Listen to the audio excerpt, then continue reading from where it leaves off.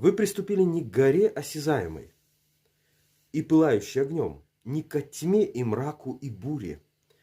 И Писание говорит, что Бог посетил свой народ, и на горе Сиона, Синайской, был огонь, были землетрясения, были дым.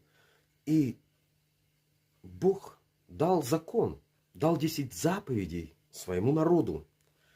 И также есть другая история, когда пророк Илия был в пустыне, и Бог обращается к нему. И Господь пройдет, и большой сильный ветер, раздирающий горы, и сокрушающий скалы пред Господом. Но не в ветре Господь, после ветра землетрясение, но не в землетрясении Господь, после землетрясения огонь, но не в огне огонь Господь, после огня веяние тихого ветра.